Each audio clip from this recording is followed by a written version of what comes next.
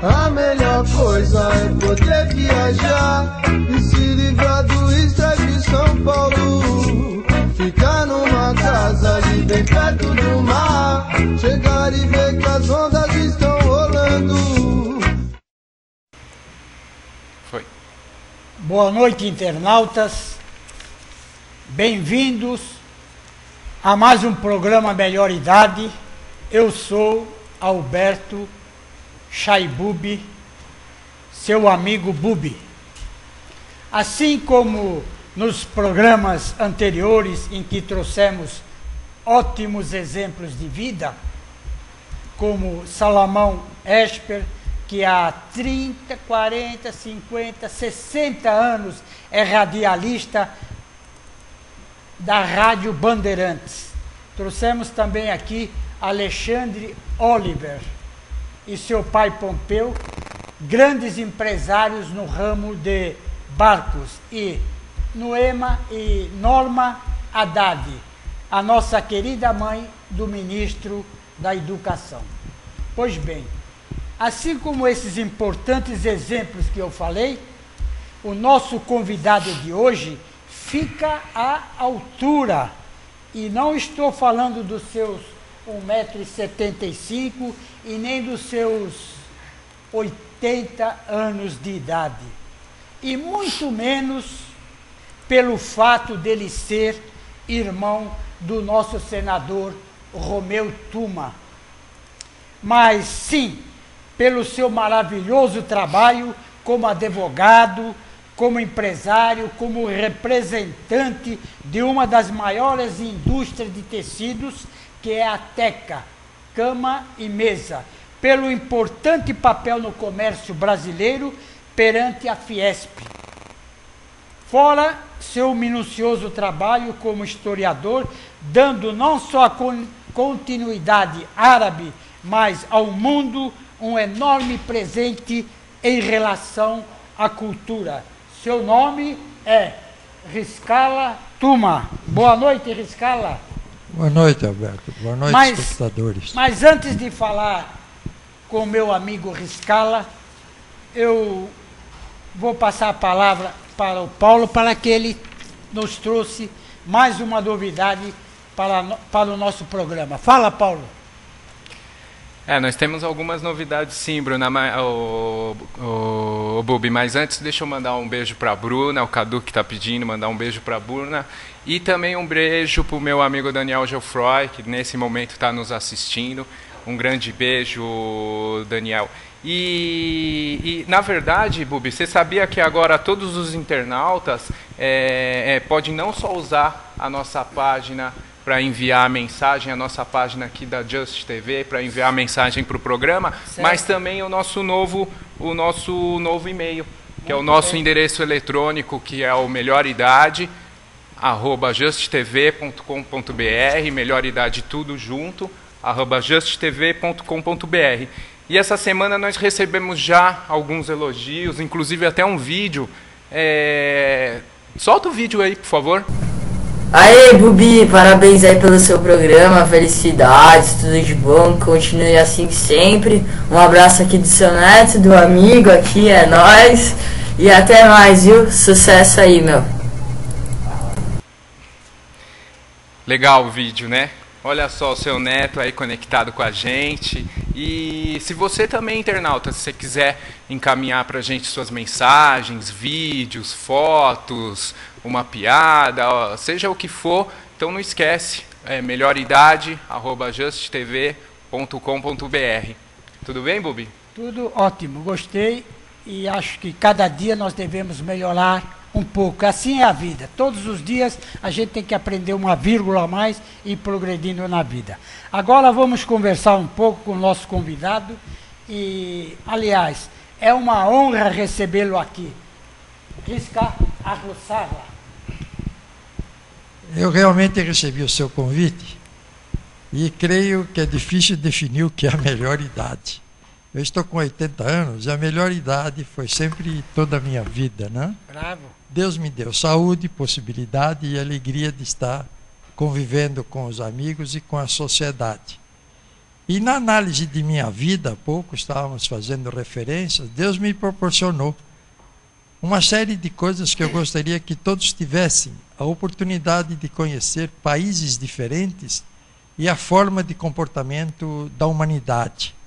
Eu visitei mais de 90 países, conheci diferentes culturas. Sou hoje amante da minha origem, que é a comunidade árabe, mas sou um homem de paz, porque não tenho nenhuma ideologia que seja contrário à boa vivência, à fraternidade e à irmandade, porque todos nós professamos um mesmo Deus, não importa a religião, seja judaica originária, seja cristã, seja islâmica, seja qualquer outra das religiões. Eu estive na Índia e vi o budismo, estudei a vida de Jesus. Existe muita coisa misteriosa que, por razões que eu desconheço, o mundo não teve conhecimento nos valores normais, a não ser quando os historiadores buscam efetivamente saber o que é a história do mundo. Posso dizer que você, como advogado, é um ótimo empresário. E como empresário, é um ótimo historiador. E como historiador, é um ótimo representante do comércio. Assim sucessivamente. Ou seja, Risca, você que se dá bem com tudo que você faz, consegue concatenar? Concatenar sim, sem dúvida nenhuma.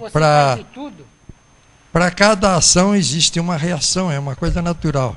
E eu agradeço a Deus a coincidência do meu nome. Rizq Allah. Rizq é dádiva, Allah é Deus.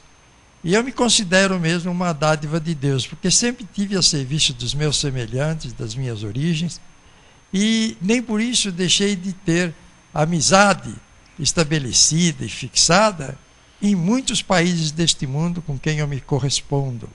E tudo isto é porque nós deveremos, em primeiro lugar, saber que somos fraternos. Ninguém escolhe o ventre onde vai nascer, nem o local onde vai nascer. A vida é uma dádiva que nós dizemos de Deus e da natureza. Deus é a natureza ou a natureza é Deus. Mas esta dádiva eu me considero feliz por ter surgido dentro das minhas origens. Muito bem, Risca. Você já explicou, mas eu gostaria que você explicasse o tempo de cada profissão, ou você consegue exercer todas de uma vez só? Eu já repeti no início que é uma questão de coordenação. Você tem a sua atividade profissional, de onde tira o seu ganha-pão, que é a empresa e a representação comercial da Teca. Eu estou na Teca há 63 anos. Eu entrei ainda na época da Segunda Guerra Mundial. Ela estava sob intervenção da ditadura Vargas, mas logo após permaneci, era Tecelagem Quenrich. E eu achei que este nome popularmente não funcionava, então sugeri e criamos a Teca, T-E-K-A, que o povo, em vez de dizer TK, disse Teca. Então o povo batizou a Teca de Teca, e ela segue até os nossos dias. Ora, você, ao escolher um destino para a sua vida, eu quis ser advogado. Me formei quando já tinha 3 filhos pequenos, mas me formei. Primeiro de mim foi o Romeu, depois o Renato, e eu fui o terceiro da família a me formar em Pouso Alegre, Minas Gerais, onde existiam as aulas concentradas de fim de semana. Portanto, quando a pessoa, seja da forma que for, tem um objetivo, ele alcança, porque ele adapta as suas necessidades e o seu objetivo às possibilidades daquilo que vai realizar. Independentemente de ter sido representante da Teca, sou acionista e hoje há mais de 20 anos faço parte do conselho administrativo da empresa. Formei a Acrópole, empreendedora imobiliária, e hoje a Acrópole é uma firma de representações comerciais e oportunidade. Como eu consegui aliar tudo isso? Como eu vivi na 25 de março, grande parte da minha vida, fui um dos fundadores da Univinco, União dos Lojistas da 25 de março e adjacências. O que quer dizer 25 de março? Muitas vezes eu sou questionado pelo nome. Ora, 25 de março é a data da primeira Constituição do Império, 25 de março de 1825, quando foi promulgada E essa data se tornou famosa, porque a Rua 25 de Março era chamada de Rua de Baixo, Rua das Sete Voltas, pois o Tamanduateí passava onde hoje é 25 de Março, daí o nome da ladeira Porto Geral, onde as mercadorias que vinham de Santos para o Ipiranga, do Ipiranga eram descarregados na base da Porto Geral e esse nome permaneceu. Então, o nome originário da 25 de Março, e ela teve esse nome porque os aluguéis ficaram muito caros na Cidade Alta, na Rua Florencio de Abreu, na Rua São Bento. Então, os que tinham mais necessidade de descer, e começaram, há um século e pouco atrás, montar as suas lojas, e ela desenvolveu o seu comércio, e hoje é o maior centro a céu aberto da América Latina. Muito bem, gostei das suas explicações da 25 de março. Todas as suas experiências de vida foram importantes para chegar na sua posição de hoje? É uma coisa natural. Quando você faz a reflexão de sua vida, ela foi sempre uma vida correta, honesta, sempre buscando conhecimentos. Há pouco conversávamos lá sobre as minhas viagens ao exterior, né? Recentemente eu queria conhecer um dos exemplos, o que era o povo Khmer, no Camboja. E não tive dúvidas, apesar de tudo. Fui às Filipinas, fui às feiras da China, visitei Singapura, que eu já conhecia. Inclusive, Singapura tem um episódio que aí eu chamo a atenção até dos senhores governantes.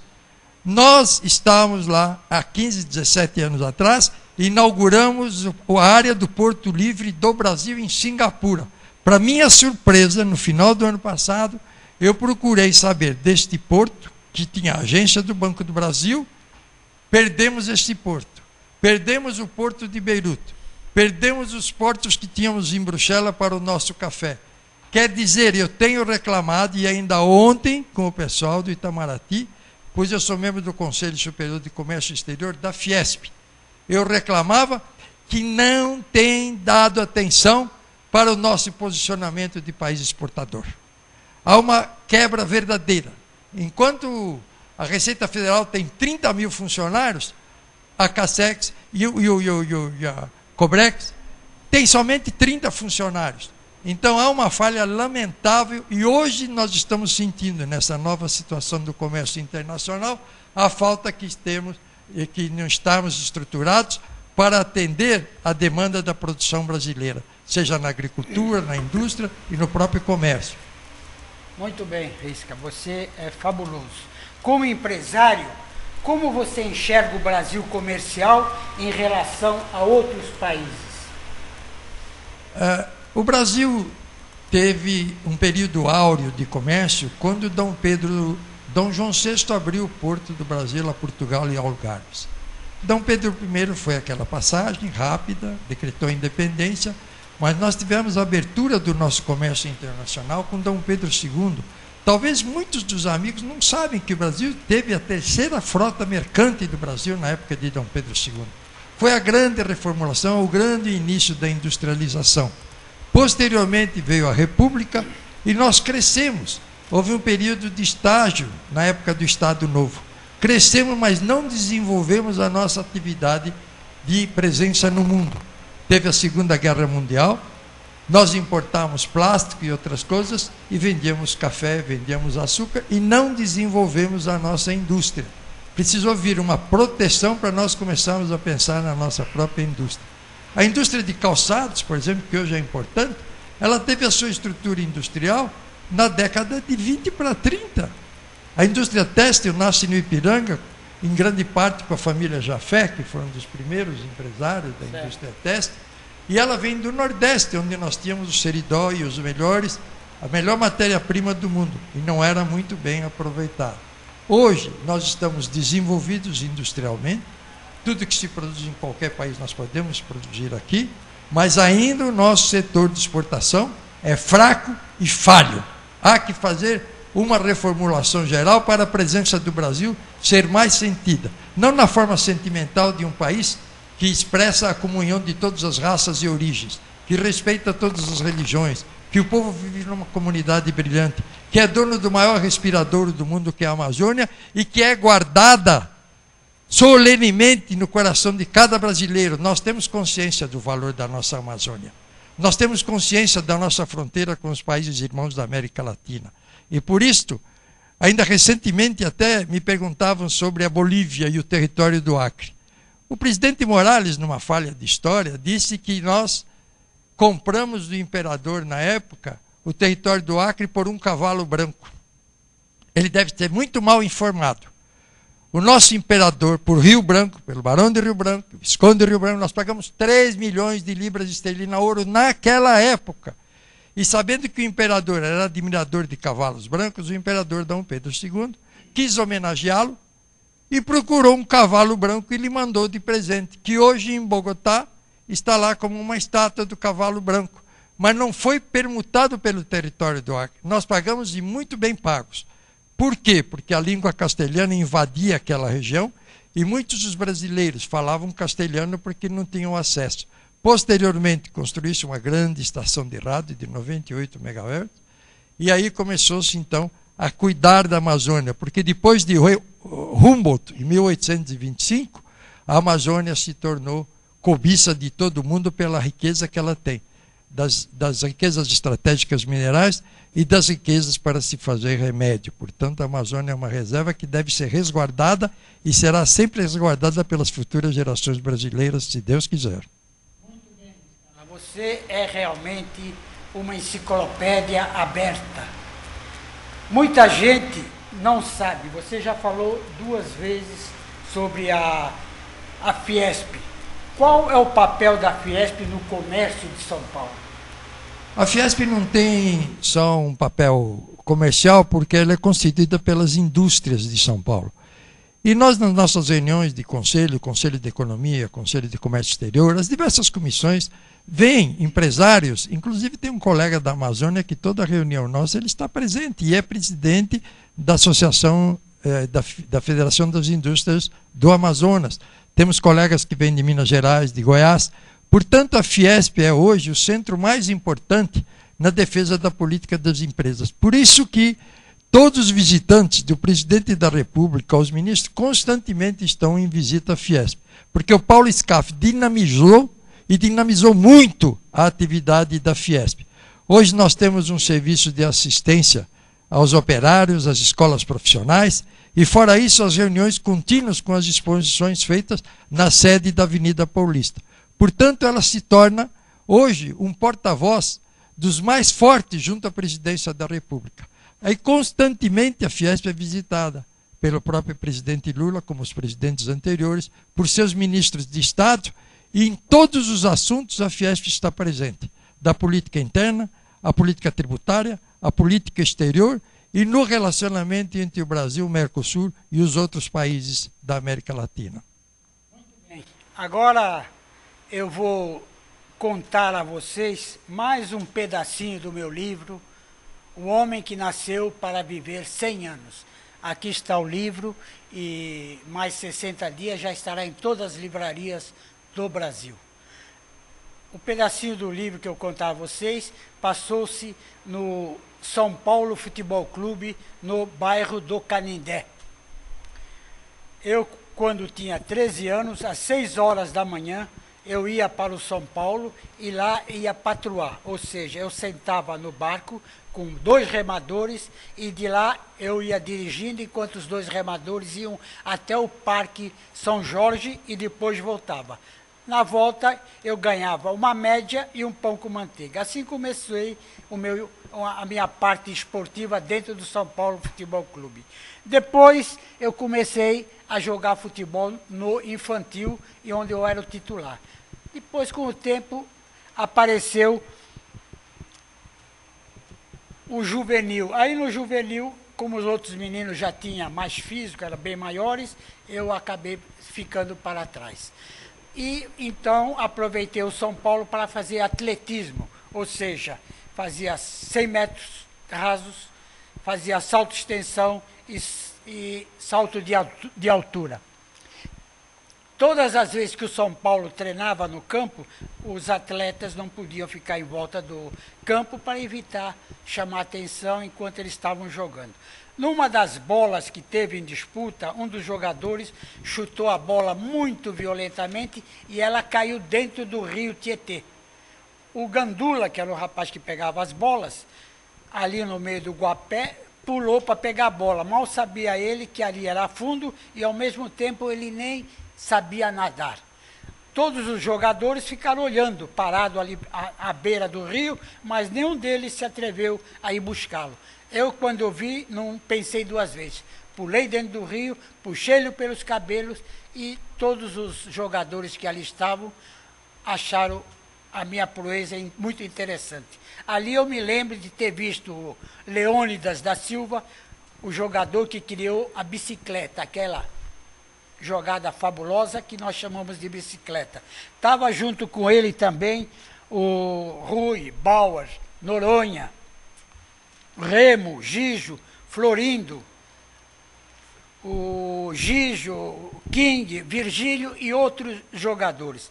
Quando terminou o jogo, eles me chamaram e pediram que eu fosse com eles até a lanchonete, onde eles nos pagaram um sanduíche, um lanche, e assim eu me senti como se tivesse feito na minha infância uma atitude heróica. Eu senti-me como se fosse um pequeno herói.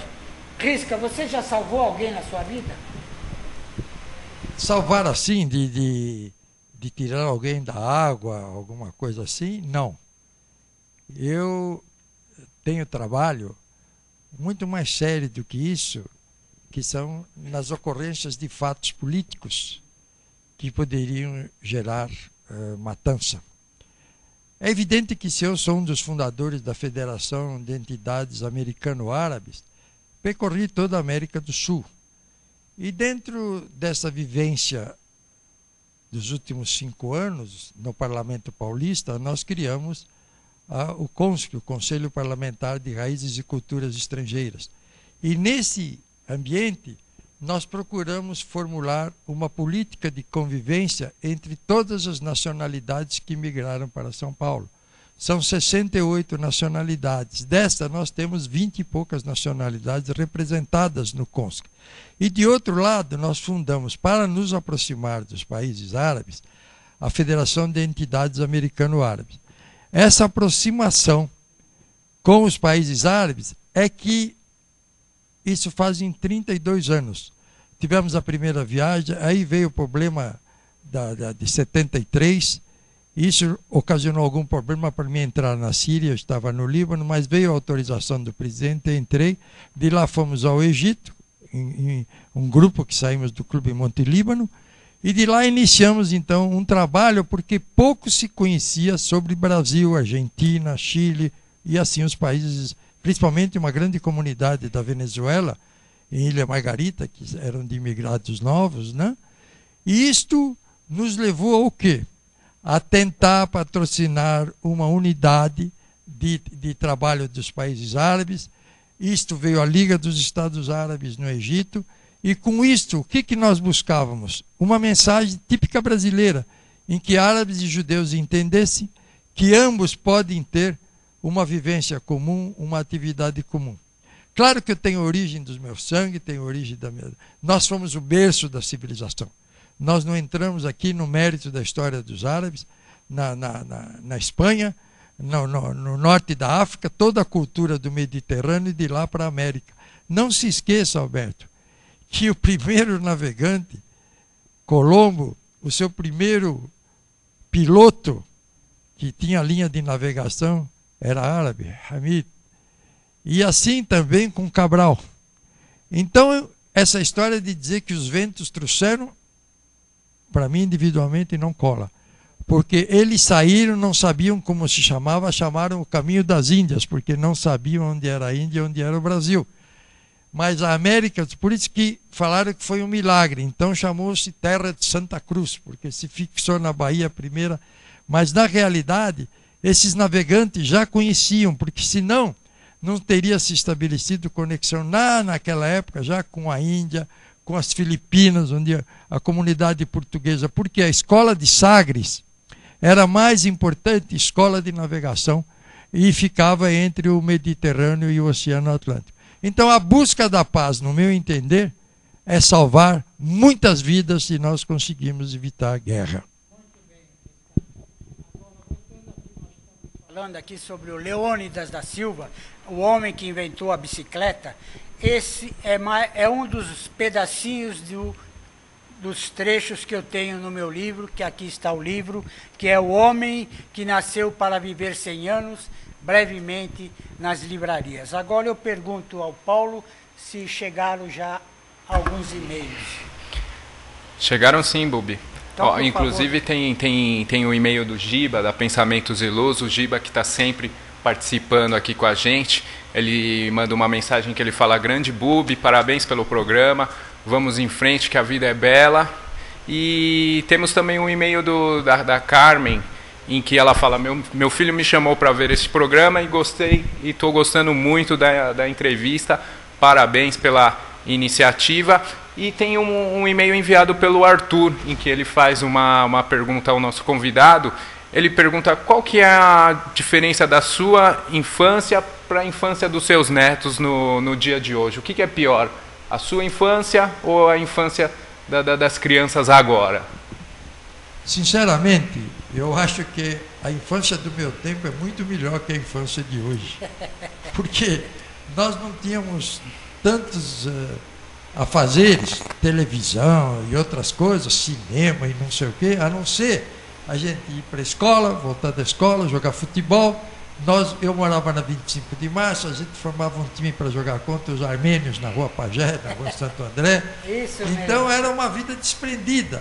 Aos domingos a gente ia ao Pico de Jaraguá, ia para Tremembé, ia para o Horto Florestal. Nossa. Era uma vida sadia e barata em relação aos tempos de hoje. Portanto, eu acredito que hoje, com o desenvolvimento da tecnologia, eu vejo pelos meus netos, é bendita televisão, são esses joguinhos eletrônicos que tiram toda a atenção deles, e eles dividem então o seu tempo de estudo com estas coisas. E raramente você vê o volume de crianças pequenas indo para os clubes. Você pega um menino de 7, 8 anos, está ele na internet lá, ligado, colado, com esses negócios japonês e americano, que dá tiro, robô que vem. Isso é maldade.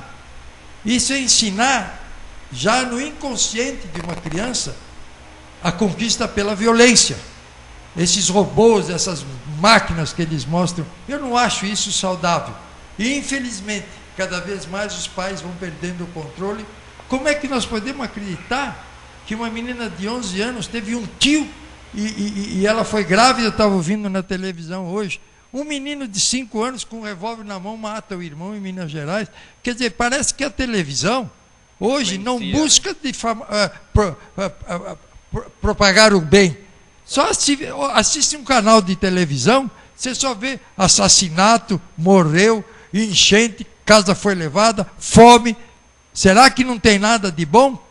Eu ajudo um asilo no Guarujá e vou lá, sinto uma alegria tremenda. Será que todas essas entidades de benemerência, que são mais de 5.000 no estado de São Paulo, não mereceriam aparecer diariamente, uma por vez, na televisão, mostrando à juventude, às crianças e a todos, que existem pessoas que pensam no seu próximo como em si mesma?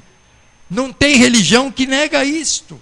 Por que nós não procuramos, então, educar as crianças que eles têm que aprender a conviver com todas as crianças de qualquer origem? Eu achava que uma japonesa era diferente, era atravessada. Então eu quis ir para o Japão. Cheguei no Japão, vi que tudo é a mesma coisa. Fui na África, vi que o negro, o irmão, tudo. Percorri o interior da África, percorri o norte da África. Aí fui chegando à conclusão, com 17, 18, que eu era ignorante. Eu não conhecia bem a humanidade. Eu me julgava um sujeito conhecedor, formado no ginásio, tudo preparado, falando um pouco de inglês. Tudo isso é besteira, porque nós somos todos iguais. As divisões geográficas do mundo são recentes, gente. Se nós olharmos que foi uma brasileira que ajudou a criar a Itália, Anita Garibaldi, de Santa Catarina. Se nós vemos que os países todos se formaram de províncias em torno de 200, 250 anos. Eram condados, ducados, principados. Hoje são países. Até hoje existe desinteligência na Europa, porque juntaram em um país, como o caso da Iugoslávia, que voltou a ser Sérvia, Iugoslávia, dividiu-se. Então, esta junção formando uma nação, hoje nós já temos o quê? Juntando continentes. O continente europeu, agora se fala no continente sul-americano, amanhã vai se falar no continente americano, no continente australiano. Então os países estão buscando, por quê? há uma rapidez de comunicação, há uma velocidade do avião cada vez mais prática, e o tempo não se distingue mais pelo tempo antigo, que se levava 30 dias por uma viagem. Hoje você em 30 horas dá a volta ao mundo. Então, mas já nessa questão da infância, das crianças, do neto, aí parece que a tecnologia então prejudicou de certa forma, né? Porque tirou toda aquela liberdade que as crianças tinham e colocou ela para trás de um videogame, para trás de um computador ou coisa parecida assim, né, Scala? Não acredito. O que está acontecendo é que a tecnologia está sendo mal orientada. Porque a tecnologia da internet, por exemplo, você quer uma coisa mais maravilhosa que a internet? Eu posso falar com o Japão, com a China. Isso mesmo. O meu companheiro lá pode me mandar uma foto, me mandar um documento, exibir. Isso é fantástico. Isso encurtou, estreitou o mundo. O que eu me refiro é o seguinte, é o tempo que se ocupa com esses brinquedos. Aí lança um modelo 1, daí 6 meses o modelo 2, os pais têm que trabalhar 10, 8, 9 horas por dia só para comprar um brinquedo para o filho, que lhe leva 5, 6 dias de trabalho. Mesmo nós da classe média, temos dificuldade às vezes de presentear filhos e netos, pelo alto custo que isso redunda. Portanto, o que nós temos que orientar é muito bem as crianças. Escola, escola, diversão, diversão, internet, internet, jornal, jornal, revista, revista. Eles têm que aprender a conviver com todo esse volume de coisas que nós não tínhamos. E eles têm capacidade, porque a nossa inteligência e a nossa capacidade de guardar coisas não tem limite. Ah, concordo. Agora mudando um pouco a ênfase de criança para melhor idade, tem um e-mail que chegou da Joana, inclusive ela faz um elogio ao Buba, ela fala que hoje o seu programa é a voz da melhor idade, e ela aproveita e faz uma pergunta ao Scala também, dizendo no que as empresas estão investindo com projetos sociais, no que elas estão investindo para a melhor idade. Eu posso te dizer sinceramente que para a melhor idade, que é o nosso caso, as indústrias não estão investindo quase nada. Esta é a realidade. Estão investindo é nada. Uma coisa é quando se anuncia nos jornais, porque faz uma doação para uma entidade e diz assim, estamos ajudando a velhice. É mentira. O que se esquece neste país é que tudo é resultante de um trabalho de alguém que no mínimo trabalhou 65 ou 70 anos.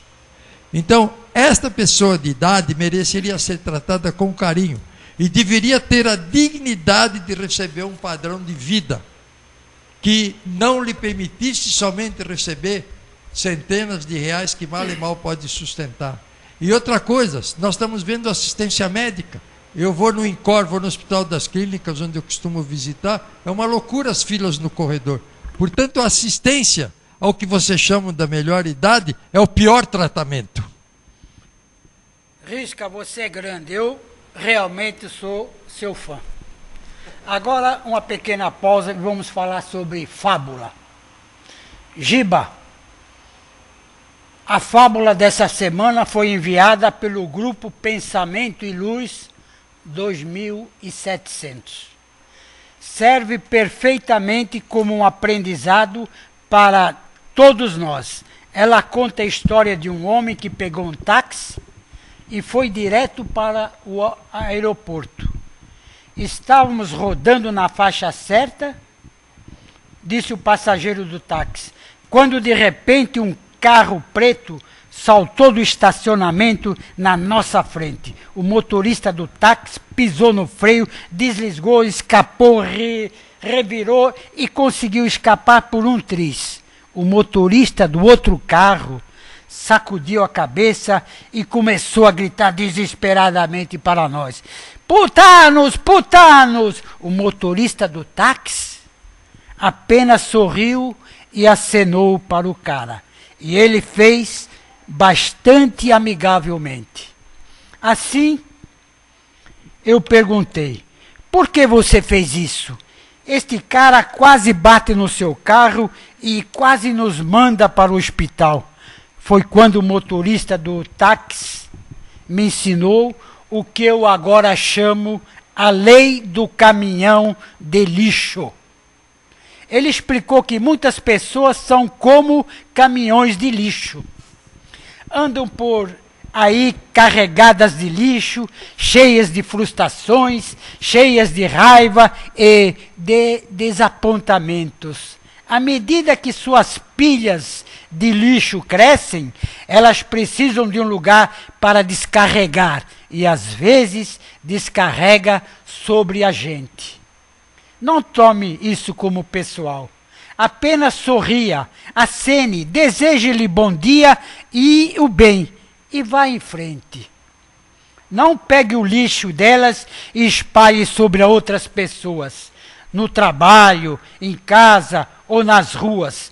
Pessoas de bem não devem deixar esses caminhões de lixo estragar o seu dia. Ame as pessoas que te tratam bem. E ore, reze pelas que não o fazem. Moral da história. A vida é 10% o que você faz dela. E 90% a maneira como você merece. Viva bem o seu dia, a sua hora, os seus minutos, segundos e seja feliz, pois, como falou Giba no seu e-mail, a vida é bela. Pense nisso. Risca, me parece que você tem uma história engraçada que aconteceu na Avenida Paulista, no seu clube, o Clube Homes. Conte para nós, como é que foi essa história? Alberto é fogo, viu?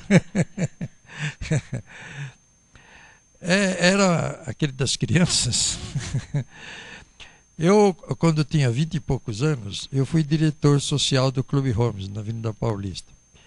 E convocava todo domingo de manhã as crianças com perguntas e respostas, e destas perguntas e respostas, aqueles que se saíam bem ganhavam um livro.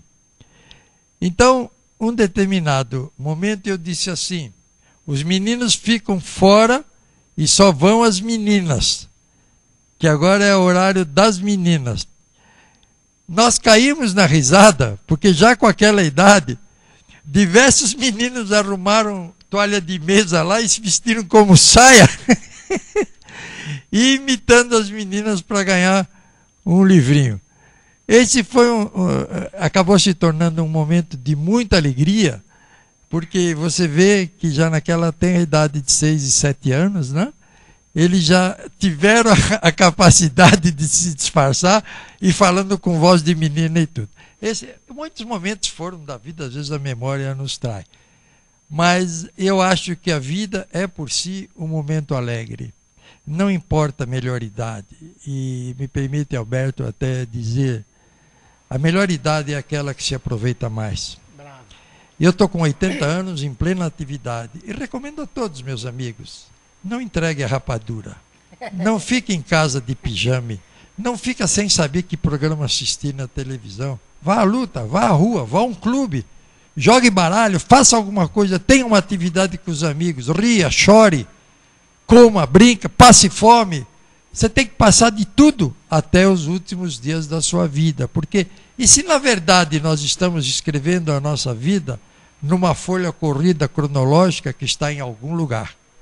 E nesse momento, tudo aquilo que você não fez aqui, você não receberá o prêmio lá. Portanto, nós temos que fazer tudo da melhor maneira possível para termos a certeza que seremos premiados. Se nós não crermos que nós temos espiritualidade, nós seremos matéria. E se formos só matéria, nós não seremos os seres superiores que Deus criou por alguma razão. Nós temos inteligência, capacidade de adaptação, vivemos de acordo com o clima que nos abriga, procuramos dentro da própria natureza a defesa quando o clima não é satisfatório para nos manter vivos. E isso tudo nos leva a ver que temos um valor. Se Deus nos fez a sua imagem e semelhança, é porque nós deveremos honrá-lo e viver sempre bem em comum acordo e comunhão de pensamento com todos os seres. Muito obrigado. Bravo, Ricardo. Riscala, muito bem. Você traz um assunto que está chamando a atenção da internet. Os nossos internautas devem estarem bem felizes. Agora eu queria saber o seguinte, Scala, você que viajou o mundo inteiro, eu sei que 4, 5 vezes por ano você vai viajar e vai percorrer o mundo. Eu aqui queria só fazer uma pequenina pergunta. Você já esteve no Rio Grande do Sul? Já, eu tinha inclusive escritório em Porto Alegre. Ah, eu só fiz essa pergunta porque eu lembrei-me de 2 gaúchos que andavam pela rua. De repente um vira-se para o outro e diz: Tchê, bate, com fome que estou, seria capaz de comer um boi. E o outro diz: mu, mu. Não esqueça que meu pai foi de Porto Alegre, de Pelotas. Quando chegou da Síria, foi morar em Pelotas. E aí eu brincava com ele, ele achava ruim, que eu dizia: pai, o senhor nunca atravessou a Transviadônica, Pelotas, Campinas? E ele veio parar em São Paulo por um conselho de Olavo Bilac. Parece brincadeira. Scala, mais uma pergunta. Eu fiz essa pergunta para todos os meus entrevistados e não poderia deixar de fazer ela a você, porque, como eu já disse, você para mim é um homem inteligente, você para mim é uma enciclopédia aberta. Eu agora faço a pergunta que fiz aos outros. Você é um homem de fé? Total. Bravo. A minha própria fórmula de apresentar, responder as suas perguntas, eu tenho fé em Deus. E muito forte. Sou católico apostólico ortodoxo de Antioquia pela tradição. Antioquia é uma das primeiras igrejas que crê em Jesus. E eu vou dizer a vocês uma coisa que muita gente não sabe. A família Tuma é descendente de São Tomé. É Mar Tuma, é São Tuma. Tanto que existe a Porta dos Tumas em Damasco e o bairro dos Tumas em Damasco. Então, numa pesquisa pelo Church Family Institute de Londres, pedi uma pesquisa efetiva para saber. E aí fomos descobrir. Porque tem Tuma na Tchecoslováquia, tem Tuma na Europa, tem Tuma no Chile, em tudo quanto é canto se encontra um Tuma. E aí nós descobrimos então que ela é tradicionalmente uma família originária da região da Síria, onde hoje nós chamamos Palestina. Portanto, é indubitavelmente a minha fé em Jesus, em Deus, e respeito todos os outros credos. Não, o importante é ter fé em Deus. Muito bem. Agora eu queria pedir para a colocação, por favor, das fotos para apresentar aqui. Aqui estamos vendo a 25 de março e, se vocês prestarem bem, tem ali atenção onde tem Irmãos Chaibub, que era também a minha firma durante 35 anos na 25 de março. Aí está a fachada das minhas lojas. Malas também, e bolsas, não se esqueça. Exatamente. Malas, pastas, cintos, carteiras, tudo isso por atacado. A próxima. Eu aí representei o deus do comércio, Mercúrio. Foi no Teatro Santana, pois eu era estudante da Álvares Penteado do Largo São Francisco. E aí eu estou representando no Teatro Santana, que antigamente era na rua 24 de maio. Scala, agora dá para ver? Me parece que aí é a mesa da Assembleia Legislativa, né? Exato. Esse foi numa cerimônia do CONSC, do Conselho Parlamentar de Raízes e Culturas Estrangeiras, onde eu represento a comunidade árabe. Bravo. Aí é na porta no Iraque, justamente a região antiga de Salem, onde o rei Melquisedeque recebeu Abraão e localizou o próximo a essa porta, que é Ur, a Babilônia. Muito bem. Aqui não estou... Essa parece ser a entrega de um título. Esse foi quando eu fui premiado pela Sociedade Brasileira, pelo trabalho da Amazônia, né? Exato, É exatamente isso. Eu recebi a medalha heráldica da Sociedade Brasileira, eu e o Renato, meu irmão, naquela oportunidade. Aí estou eu, quando me formei no curso de advogado. Bravo. Tinha cabelo bastante nessa época. Isso é formidável. Isso foi quando inauguramos a Praça da Paz pela Associação Comercial do Estado de São Paulo, no pátio do colégio, com o Guilherme Afife Domingos, que era o presidente da Associação Comercial. E neste aqui nós fizemos um cine igual a este, foi localizado em Jerusalém, Um sino igual a esse está localizado em países da Europa. Este é o Buda, o famoso Buda de ouro, se não me engano, é esse mesmo, na Tailândia. Inclusive era proibido fotografar ou coisa, tanto que isso é um cartão postal.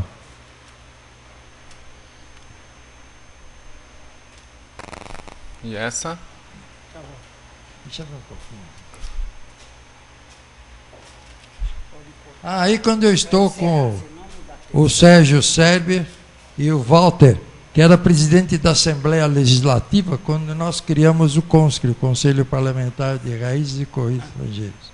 Quero agradecer a ilustre presença do meu amigo Riscala Tuma e desejar-lhe muito sucesso, pois você é mais um dos nossos exemplos de vidas espalhado pelo Brasil. Parabéns, Riscala. Parabéns, Brasil. Avante, Brasil. Eu gostaria de dizer também que eu aqui sempre encerro dizendo: o homem feliz é aquele que sabe ser criança. Muito bem. Paz. Amém. A melhor coisa é poder viajar e se livrar do estresse de São Paulo. Ficar numa casa ali bem perto do mar.